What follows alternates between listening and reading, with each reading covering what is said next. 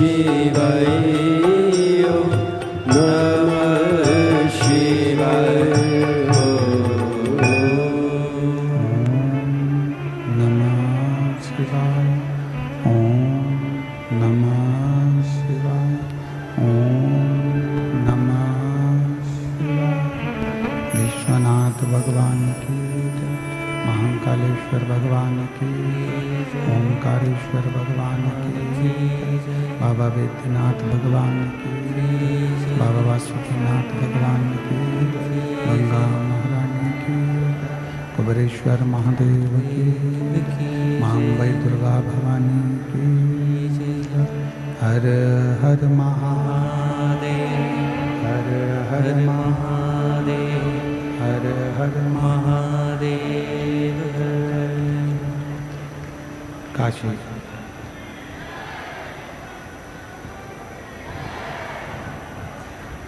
विश्वनाथ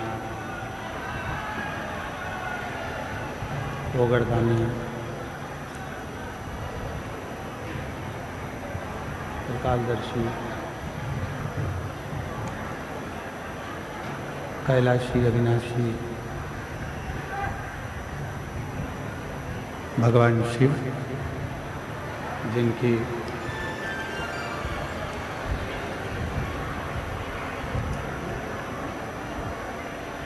पुनीत पावन पवित्र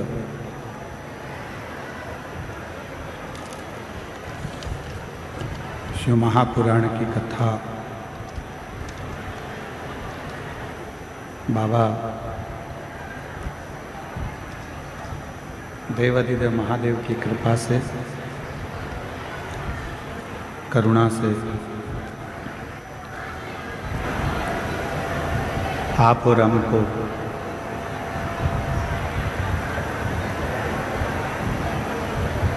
बाबा वैद्यनाथ जी की पवित्र धरा, पवित्र भूमि देवघर में श्रवण करने का सौभाग्य प्राप्त हुआ है।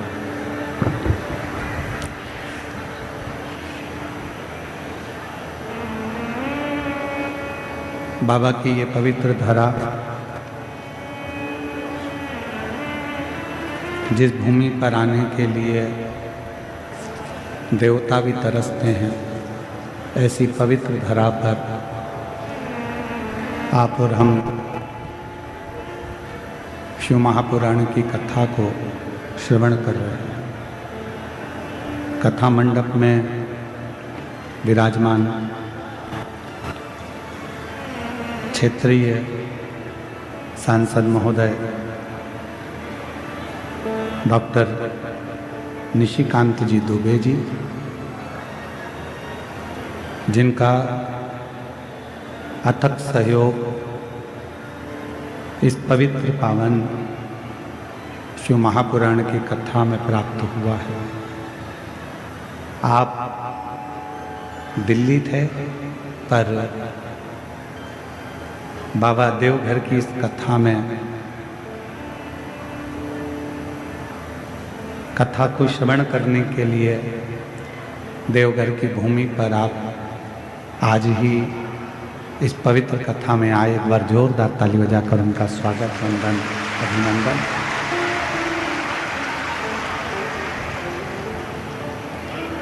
बाबा देवघर के कहीं ना कहीं बाबा भोलेनाथ जी की आप पर बड़ी कृपा है, करुणा है, जो आपके सांसदीय क्षेत्र में ही ये पवित्र पावन शिव महापुराण की कथा हो रही है।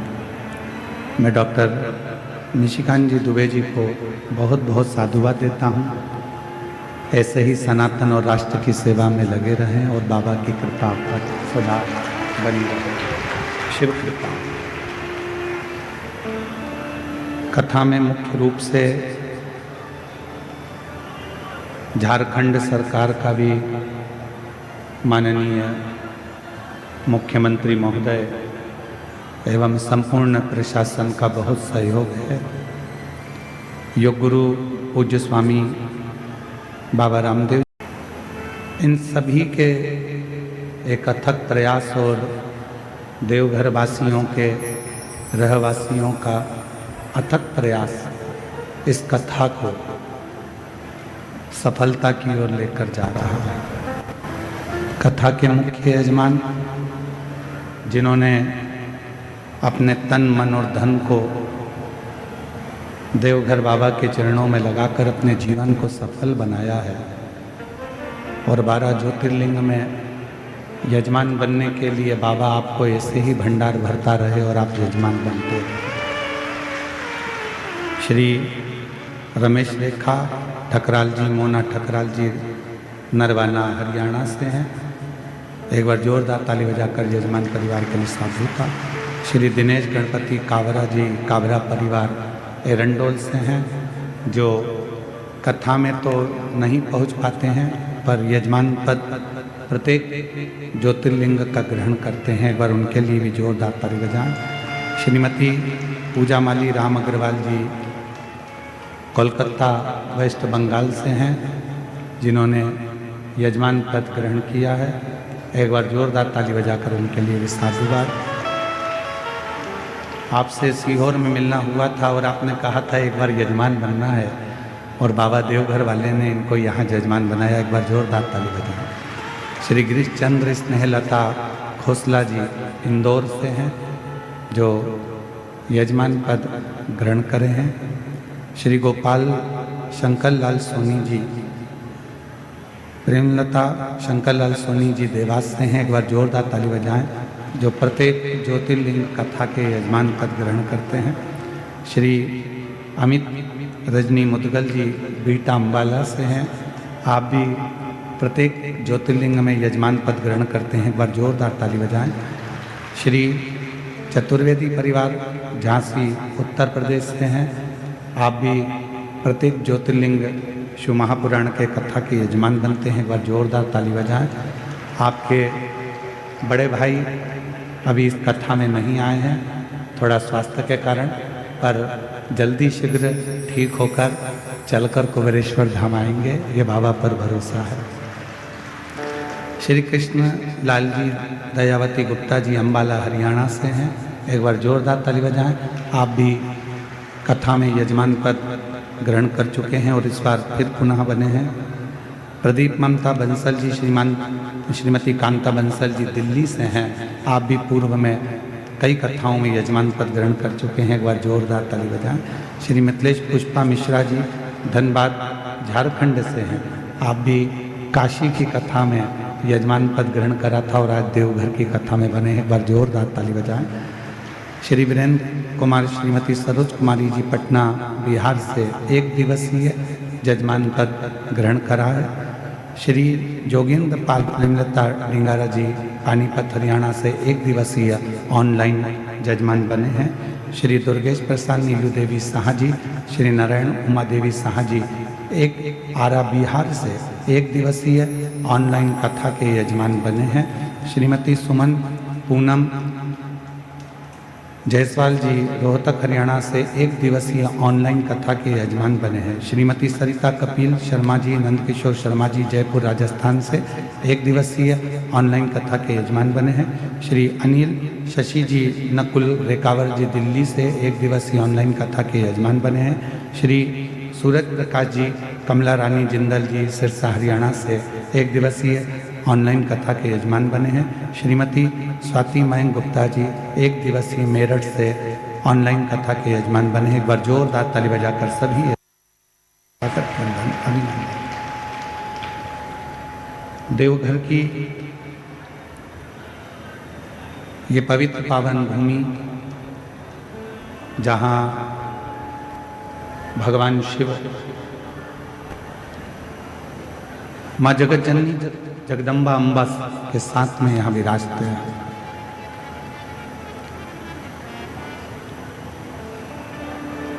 बारह ज्योतिर्लिंग में एक ज्योतिर्लिंग ऐसा है बाबा वैद्यनाथ, जहाँ माँ जगत जननी अम्बा माँ सती के हृदय पर ही शिवलिंग विराजमान है। शक्ति पीठ भी है और बाबा का ज्योतिर्लिंग भी है। एक बार जोरदार ताली बजाकर बाबा की पवित्र बिना ना हिले एक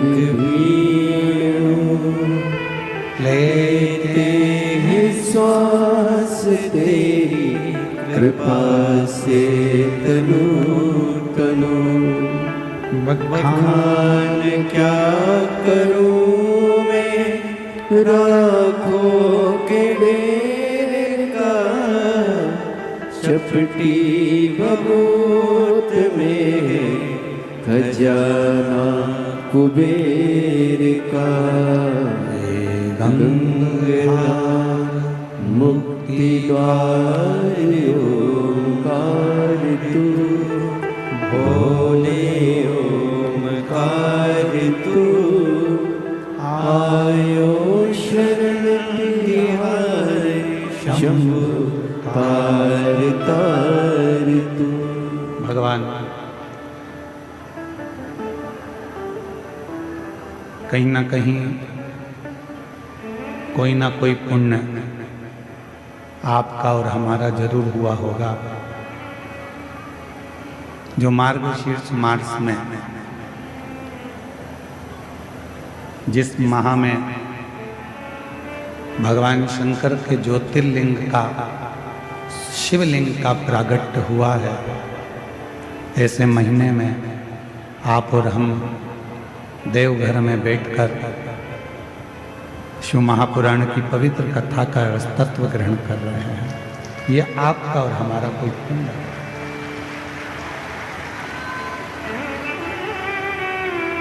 एक मानव का शरीर मनुष्य की देह मिल जाए।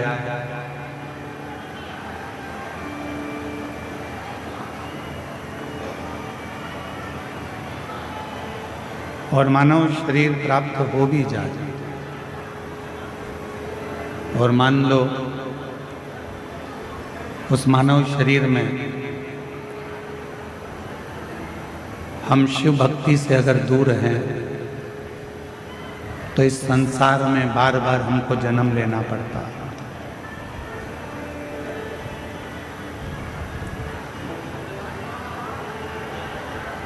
बार बार हमको जन्म लेना पड़ता है।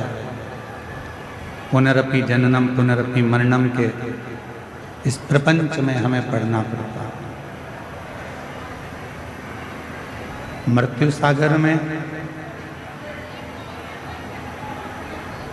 यदि मानव देह का जन्म मिला है, मनुष्य शरीर मिला है, और मानव शरीर यदि प्राप्त हुआ है, और उस मानव शरीर में यदि भगवान शिव की अविरल भक्ति आपको और हमको मिल जाए, तो समझना कि हमारा मानव जीवन लेना सार्थक हो गया।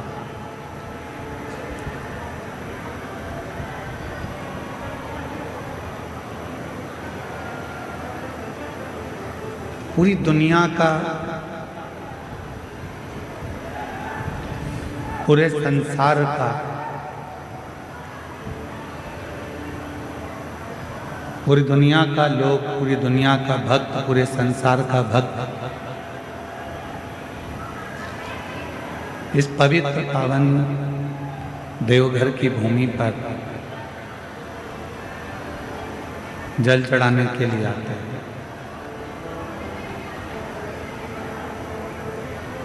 और देवघर की भूमि पर जब जल चढ़ाने के लिए आते हैं तो पूर्ण भरोसा, पूर्ण विश्वास, पूर्ण श्रद्धा के साथ आते हैं। कल एक पत्रकार महोदय देवघर के प्रश्न किए कि सुल्तानगंज से जल भरकर लोग देवघर तक आते हैं और लाखों लाखों भक्त रोज शिवजी को जल चढ़ाते हैं। आप उनको किस दृष्टि से देखते हैं?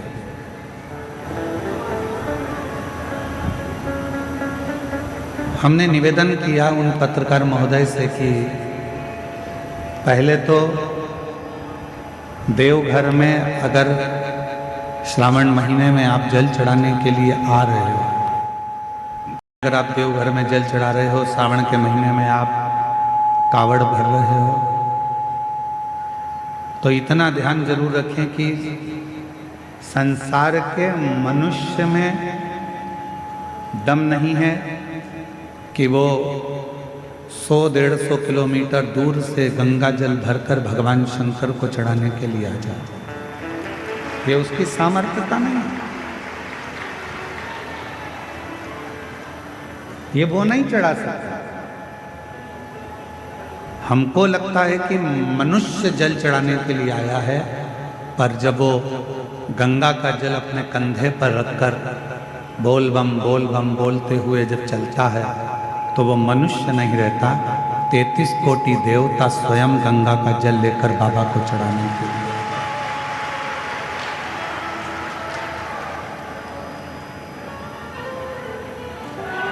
और उसके मुख पर हमेशा भगवान शिव का ही नाम रहता है।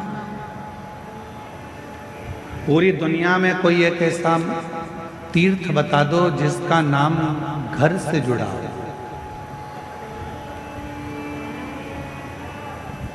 पूरी दुनिया में ऐसा कोई तीर्थ नहीं है जिसका नाम घर से जुड़ा हो। केवल एक तीर्थ है, वो देवघर है, जो घर से जुड़ा हुआ है।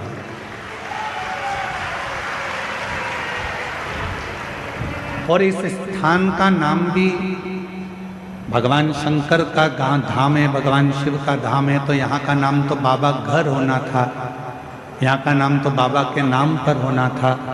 पर यहाँ का नाम क्या है? बाबा घर नहीं है। यहाँ क्या नाम है? जम के बोलो, देवघर।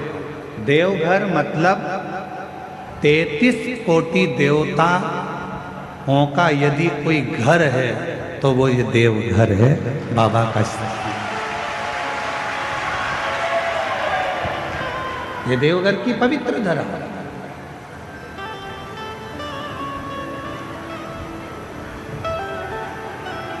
अब आपसे एक निवेदन करें, जरा उत्तर दीजिएगा। मेरी झारखंड की जीजियों, मेरे बिहार के जीजाओं, मेरी बंगाल की बहनों, मेरे छत्तीसगढ़ की भांजियों, आज इस जगह पे पूरे प्रदेश, जितने आसपास के प्रदेश हैं, सारे प्रदेश यहाँ आए हुए हैं, इसलिए आप सबको नमन करता हूँ, प्रणाम करता हूँ।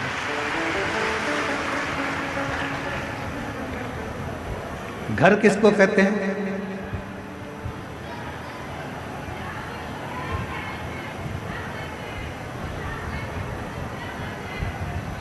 शिव महापुराण की कथा कहती है, घर किसको कहते हैं? जहां पर हमारे माता पिता रहते हैं। फिर वो एक किराए का भी मकान है तो वो भी घर कहलाता है। जहां माँ बाप रह रहे हैं,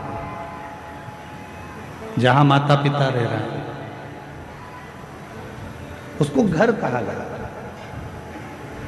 तो किसी ने इंद्रदेव से पूछा कि इंद्रदेव ये बताओ, गरुण वरुण सारे देवता मिलकर सब देवघर जा रहे हैं, वैद्यनाथ जी की पावन धरा पर जा रहे हैं, ऐसा क्यों? तो कहा वो घर है। किसका घर? तो कहा सारे देवताओं का घर, क्योंकि वहाँ जगत के माता पिता स्वयं भगवान शिव और सती उस भूमि पर भगवान शंकर पार्वती के साथ विराज हैं। भगवान देवाधिदेव महादेव स्वयं माता सती के साथ विराज हैं। और तेरी कृपा बिना न हिले एक वीणु लेते ही श्वास तेरी कृपा से तनु बखान क्या करूं मैं राखों के ढेर का, चपटी भभूत में है खजाना कुबेर का। हे गंगाधर मुक्ति द्वार ओमकार तू, भोले ओमकार तू, आयो शरण तिहारी शंभु तार तार तू। लाभ ले रहे हैं। जिस पवित्र धरा पर स्वयं देवता भी आने को तरसते हों, ऐसी धरा पर आप और हम बैठकर शिव महापुराण की कथा का लाभ ले रहे हैं। और ये कथा कोई साधारण नहीं है।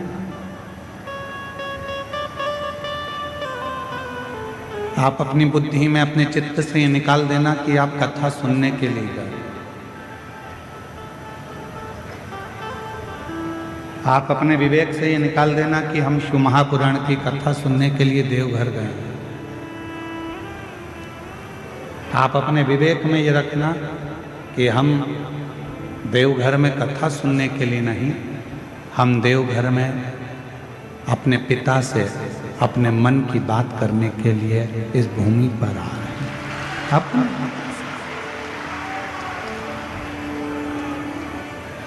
अपने बाप से, अपने पिता से जो बात करना है, हमें यहाँ बैठकर 7 दिवसीय शिव महापुराण की कथा में अपने जीवन को सार्थक बनाने का प्रयास करना।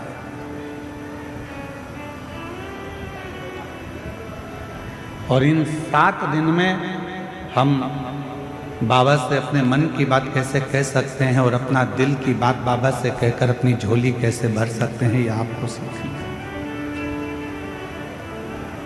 पड़ोसी शोर मचाएगा, पड़ोसन कुछ बोलेगी, पीछे खड़ा हुआ व्यक्ति कुछ बोलेगा, उस समय पर उसके पांव पड़कर कहना मुझे कथा सुन लेने दो, बहुत दूर से आई हूँ बाबा के धाम में कथा सुनने के लिए। 3 घंटे की कथा में से आधा घंटा आशीष जी ले लेते हैं, 2.5 घंटा मिलता है। उस 2.5 घंटे में मुझे मेरे बाबा से बहुत कुछ कहना है और मेरे बाबा की बहुत कुछ सुनना है, जिससे 3 महीने के अंदर मेरा बाबा मेरा दुख काट देगा और फिर मेरा मन आनंद, ये कहना है। और यहाँ कथा केवल शिव की नहीं होगी, यहाँ कथा केवल भगवान शंकर की नहीं होगी, यहाँ कथा माता सती की भी, शिव की भी और माँ गंगा की भी, तीनों का क्रम इस कथा में चलता है।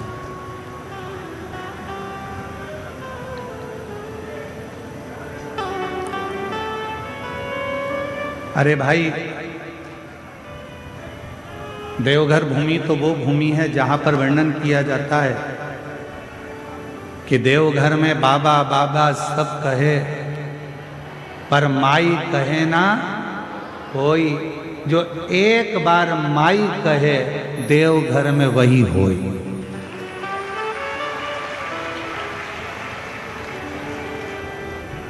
सारे ज्योतिर्लिंगों का दर्शन करिएगा, वहां पर जब पूजन होती है तो सीधे शंकर जी के ऊपर जल चढ़ाया जाता है, शिव जी के ऊपर बेलपत्र चढ़ाई जाती है, शिव जी के ऊपर दूध चढ़ाया जाता है, शिव जी के ऊपर पंचामृत चढ़ाया जाता है, शिव जी के ऊपर दही, शहद, घृत, शक्कर सब शिव जी पे चढ़ाई जाती है। केवल बाबा देवघर की भूमि ऐसी है कि शंकर जी पे चढ़ने से पहले जो जलाधारी है, जहाँ माँ सती विराजमान है, सती माता का हृदय विराजमान है, उस जगह पर पहले चढ़ाया जाता है, उसके बाद बाबा देवाधिदेव महादेव को चढ़ाया जाता है, फिर शिव जी को चढ़ाया।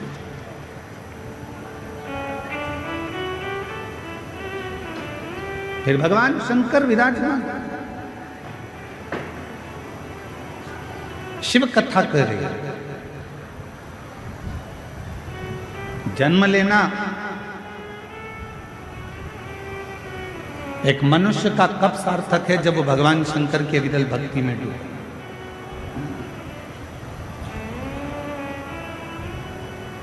देवराज नाम का ब्राह्मण के घर में जन्म जरूर ले लिया, पर ब्राह्मण कर्म से दूर रह गए।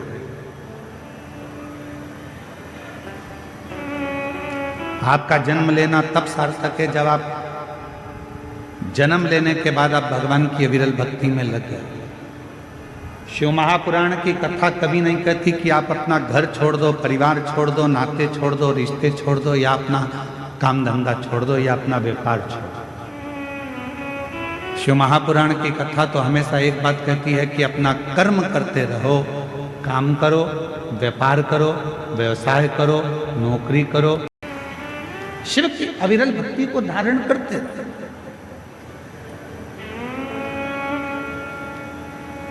बाबा देवाधिदेव महादेव की अविरल भक्ति को धारण करते।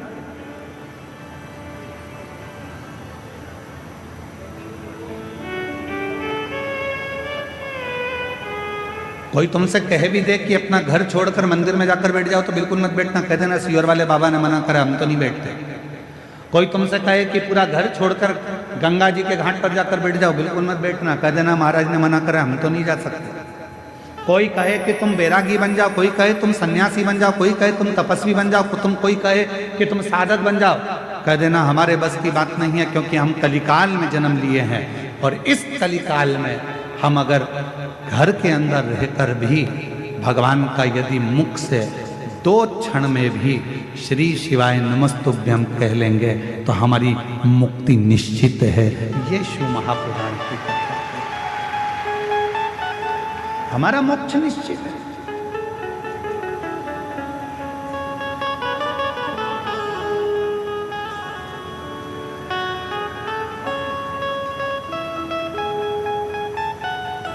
एक सोशल मीडिया पर,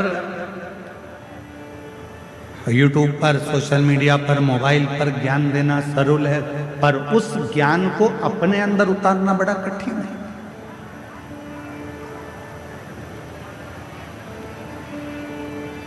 स्वयं की जिंदगी में उतारना बड़ा कठिन है।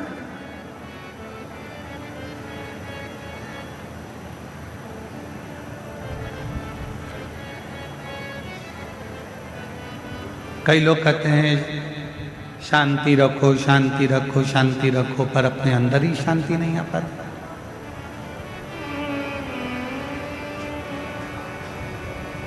अब यहाँ इतने कथा सुनने के लिए मेरी जीजियाँ, मेरे जीजा, मेरी बेटियाँ, बेटा, मेरी माताएं, मेरे बुजुर्ग माता पिता इस पवित्र कथा में आए हैं।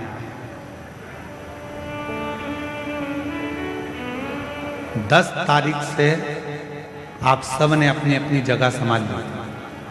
बोलो सही है कि गलत है?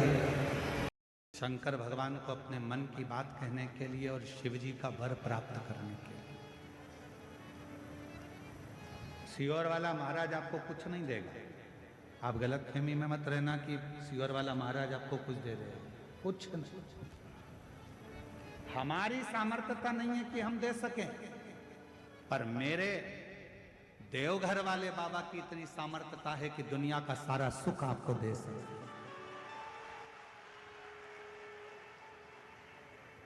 मेरे भोले बाबा की वो सामर्थ्यता है कि कोई आया खाली नहीं गया।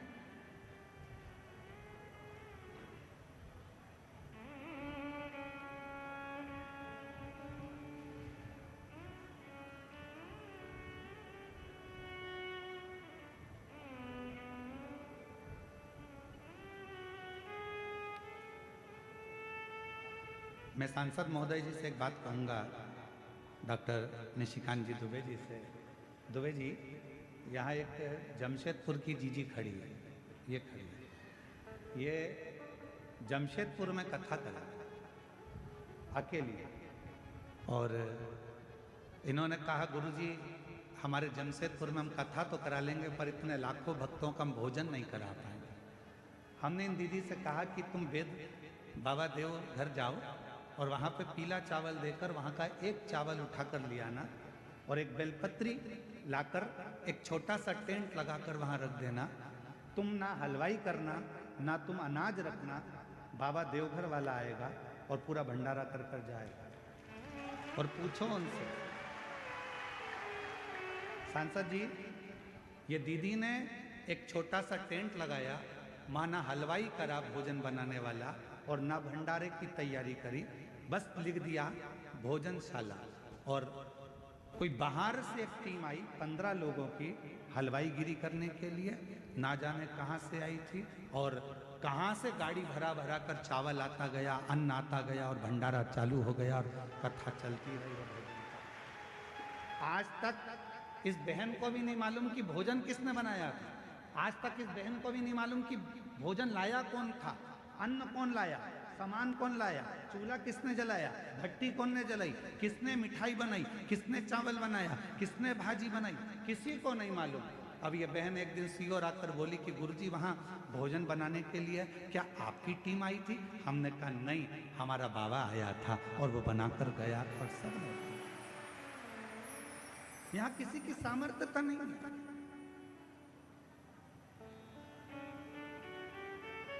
करता वही है, आप और हम तो केवल एक निमित्त मात्र हैं, और ये हमारी और आपकी केवल एक निमित्तता है। आज हमारे सांसद जी जब आए तो उन्होंने एक ही बात की, गुरुजी हम बाबा की आज्ञा से, देवघर वाले बाबा की आज्ञा से कथा सुनने के लिए एक दिन के लिए हम यहाँ पहुंचे। और अभी आपने माइक पे भी कहा कि 7 दिन कथा चलेगी, मैं कहीं पर भी रहूंगा पर कथा वहां पर रहकर सुनूंगा। अर्थात आप वहां पर रहकर कथा नहीं, हमारे देवघर वाले बाबा आपके साथ रहकर शिव महापुराण की कथा को सुन। शिव तत्व शंकर की ओघड़दानी की कृपा, ये पुण्यता अपने। अब यहाँ इतने कथा सुनने के लिए मेरी जीजियां, मेरे जीजा, मेरी बेटियां, बेटा, मेरी माताएं, मेरे बुजुर्ग माता पिता इस पवित्र कथा में आए हैं।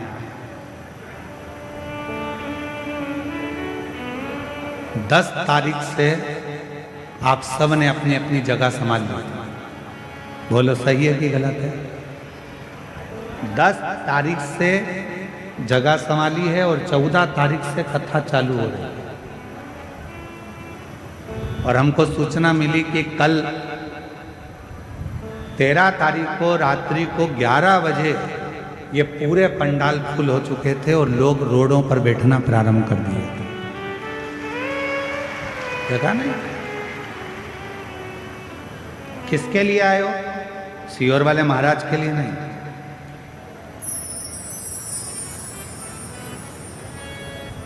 आप किसी व्यक्ति और विशेष के लिए नहीं आए।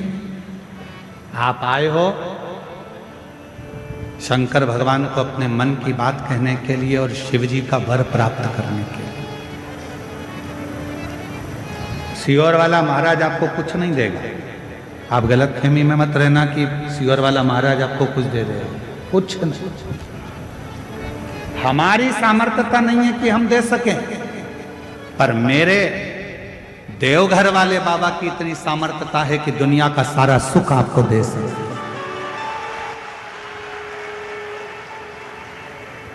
मेरे भोले बाबा की वो सामर्थ्यता है कि कोई आया खाली नहीं गया।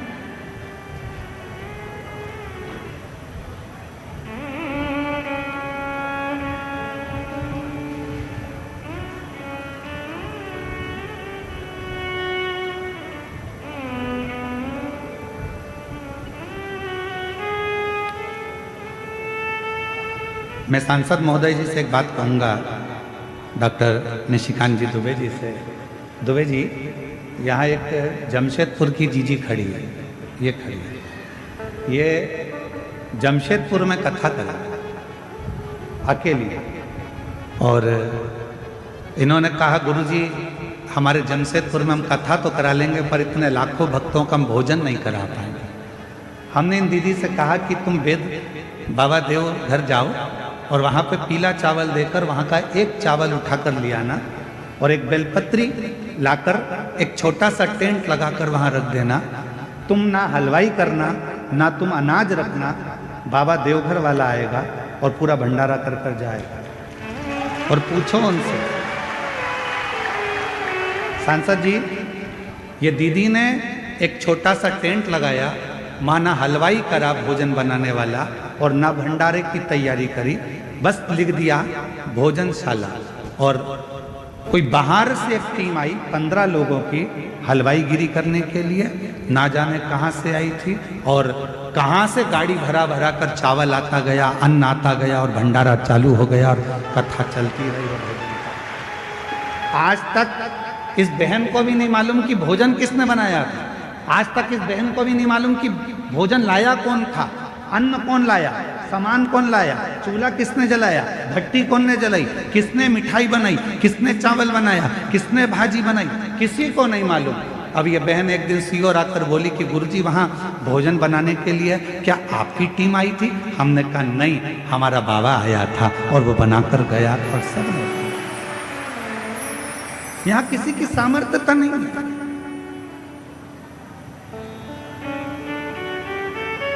करता वही है, आप और हम तो केवल एक निमित्त मात्र हैं। और ये हमारी और आपकी केवल एक निमित्तता है।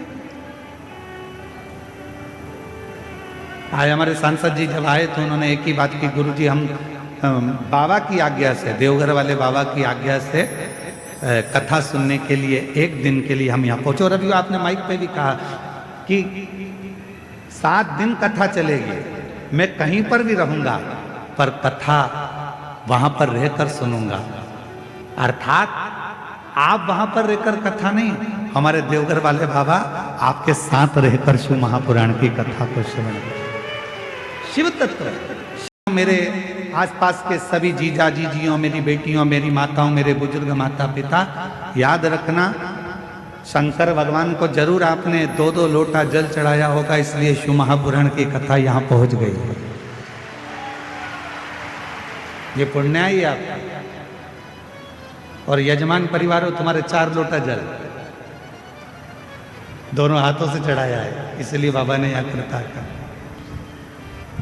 और मैंने तेरे ही भरोसे बाबा, तेरे ही भरोसे हवा विच उड़ती जावांगी बाबा डोर तो छड़ी नामे कटनी जावांगी भोले मैं तेरी पतंग शंभो मैं तेरी पतंग हवा बिच उड़ती जावांगी बाबा डोर तो चढ़ी नामे कटी जावांगी। इस कथा के सुंदर आनंद में अपने मन को, चित्त को हृदय से लगाने का प्रयास करें। देवराज नाम का ब्राह्मण कुल में जन्म लेकर भी ब्राह्मण कर्म नहीं करता।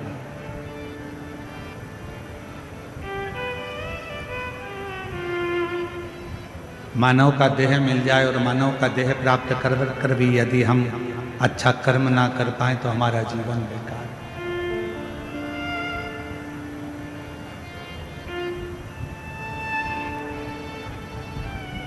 प्राप्त तो हो गया मानव का शरीर, पर वो शरीर तो मिल गया, पर वो शरीर का सदुपयोग तो करेगा।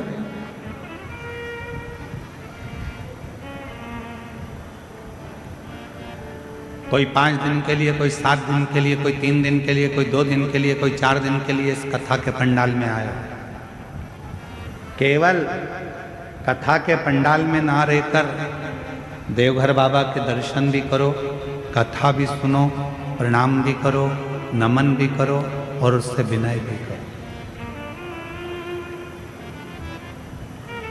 सेवा करने का मौका मिल जाए तो सेवा भी करो।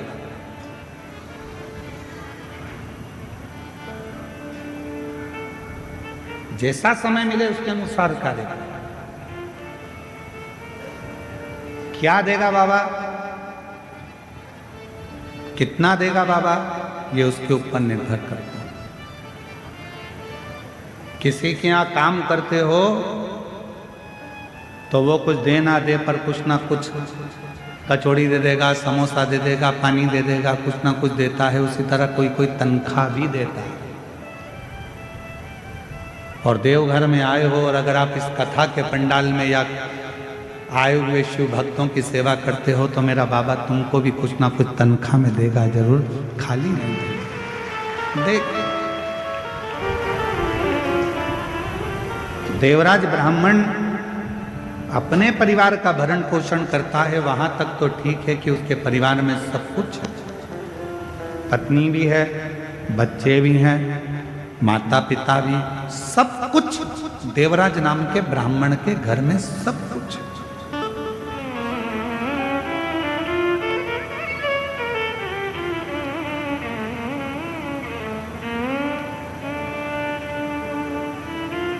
पर कोई संगति, एक संगत अच्छे की संगत मिल गई तो जिंदगी बना देती है और बेकार की संगत मिल गई तो जिंदगी बिगाड़ देती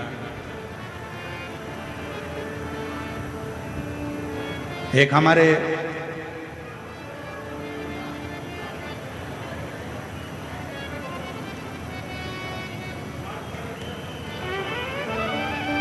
भगवान शिव की एक परम रसमय आनंदमय एक चरित्र आता है।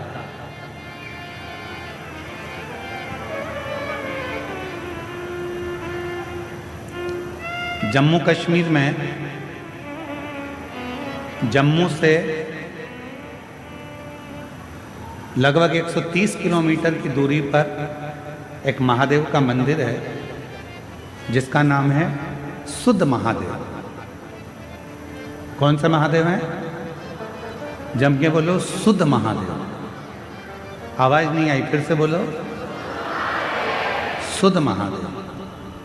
जम्मू से लगभग 130 किलोमीटर की दूरी पर विराजमान है शुद्ध महादेव, जम्मू कश्मीर। ये संगत के महादेव, जरा ध्यान दीजिएगा। इस कथा को हम क्यों सुना रहे हैं? क्योंकि संगति का असर क्या होता है। और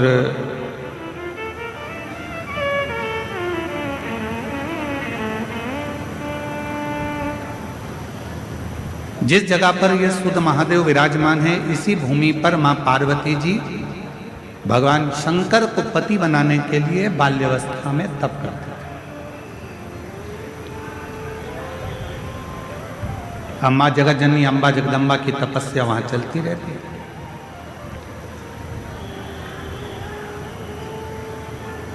वहां पर एक सुधात नाम का असुर था,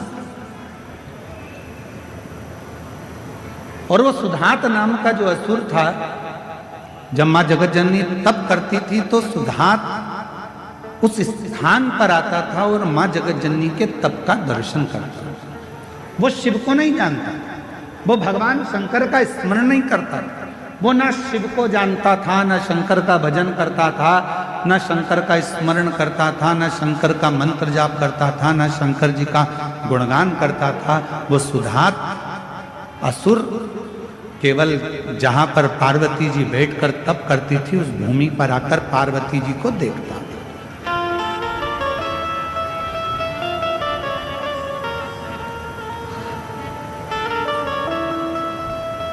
मां जगतजननी अपनी बाल्यावस्था में शिव भक्ति में लगी, भगवान शंकर की अविरल भक्ति धारण कर रहे हैं।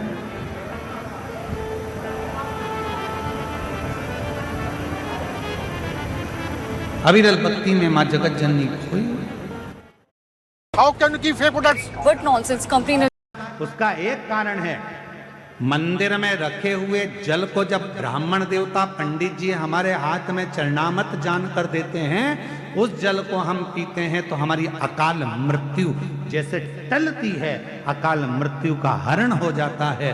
उसी तरह जब हमारे घर में मटके में, हंडे में, पानी की टंकी में जो पानी भरा रहता है, जल भरा रहता है, और हम एक लोटा जल उसमें से भर कर लेकर जाते हैं, तो दिन भर हमारे घर में जो चर्चा होती है, दिन भर हमारे घर में जो तकलीफें होती है, दिन भर हमारे भीतर जो दुख तकलीफ होती है, हमारे मन की बात हमारे घर के पानी के हंडे में, तरंगों में चली जाती है। और जब हम लोटा भरकर जल शिव को चढ़ाते हैं, तो शंकर जी हमारे उस जल से समझ जाते हैं कि इसको तकलीफ कितनी है, और बाबा दुख मिटाना प्रारंभ कर देते हैं।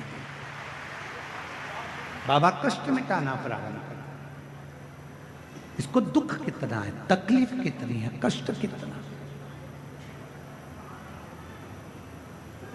और शंभु शरणे बड़ी मांगू घड़ी रे घड़ी दुख काटो दया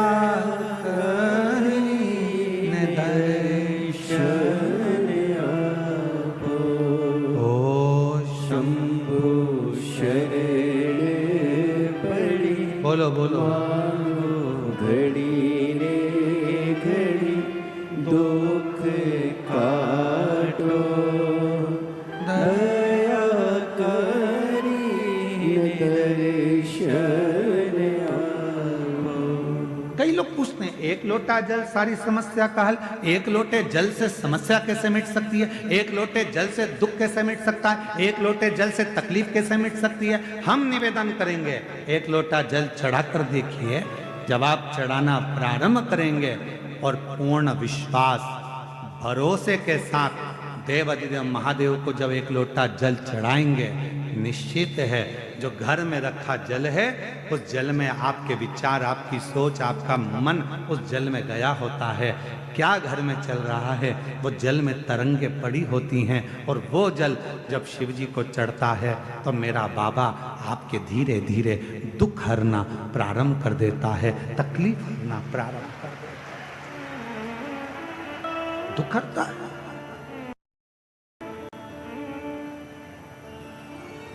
कष्ट हरता है।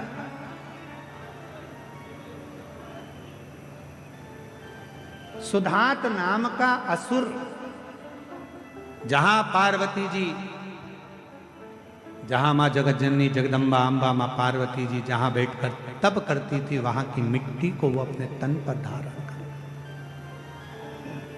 सुधात असुर। अब लोग कहते हैं मिट्टी से ऐसा हो सकता है क्या, दुख मिट सकता है क्या, तकलीफ मिट सकती है? क्यों नहीं? क्यों नहीं मिट सकता? एक असुर जो देवताओं को परेशान कर रहा है, एक असुर जो गंधर्वों को परेशान कर रहा है, एक असुर जो अप्सराओं को परेशान कर रहा है, एक असुर जो सबको कष्ट दे रहा है, और केवल मां जगतजननी के उठने के बाद उस मिट्टी को वो अपने तन पर धारण कर लेता है तो उसकी जिंदगी में इतना बदलाव हो जाता है कि वो शंकर की भक्ति की ओर जुड़ता चले जाता है। जुड़ कितना फल है। जिस घर में से एक लोटा जल देवाधिदेव महादेव को चढ़ाने के लिए निकलता है, घर के अंदर से एक लोटा जल निकलकर जब शंकर के मंदिर में जाता है, उसी समय पर 3 दोष उसके घर के समाप्त हो जाते हैं। पहले नंबर का, घर के अंदर से जल गया तो वास्तु दोष समाप्त हो गया। दूसरे नंबर पर, घर के रसोई घर में मटके में, हंडे में, टंकी में से जल गया तो पितृदोष शांत हो गया। और तीसरे नंबर पर, घर के अंदर से जब हम जल लेकर निकलते हैं, अपना दरवाजे से बाहर निकलते हैं शिव को जल चढ़ाने के लिए, तो काल सर्प दोष समाप्त हो जाता है। ये 3 दोष उसी क्षण समाप्त हो, ये 3 दोष उसी पल समाप्त हो जाते हैं। ये 3 दोष अपने आप उसी क्षण समाप्त हो जाते हैं। कोई तुमसे कहते कि तेरे घर में वास्तु दोष है, तुम्हारी ये बाथरूम गलत बनी है, सीढ़ियां गलत बनी है, छत गड़बड़ हो गई, सीढ़ियां गड़बड़ हो गई, ये गड़बड़ हो गया, वो गड़बड़ हो गया। लोग कह दे तुमसे कि तुम ये गड़बड़ है, वो गड़बड़ है, वो गड़बड़ है, उससे कह देना सारा गड़बड़ भले हो, पर मुझे पूर्ण भरोसा है जब एक लोटा जल लेकर मैं शंकर जी के मंदिर में जाऊंगी तो सारे दोष अपने आप मिटते चले जाएंगे।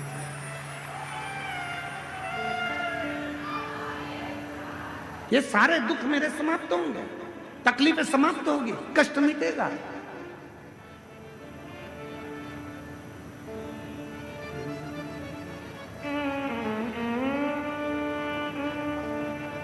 वो दुख समाप्त होगा, वो कष्ट मिटेगा, वो तकलीफ मिटेगी। जब हम जाएंगे भगवान की शरणागति में, शिव के चरणों की ओर, भगवान शंकर की आ जाओ शरणागति की ओर, तो वो दुख मिटेगा। भगवान शंकर उस कष्ट को मिटाएंगे।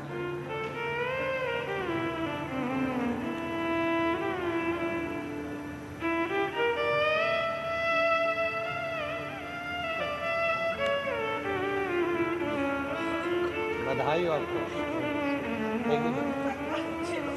बाबा की कृपा दृष्टि। अब ठीक है बाबा, सब साथ देंगे।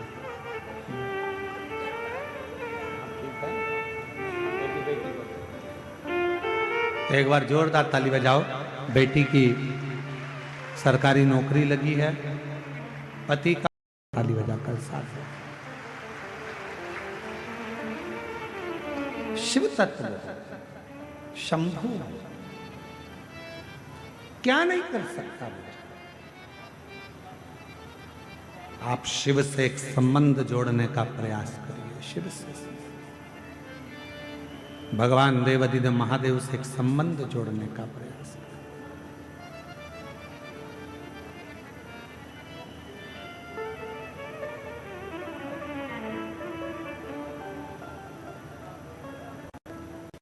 मांगा है भोलेनाथ से वरदान, मांगा है भोलेनाथ से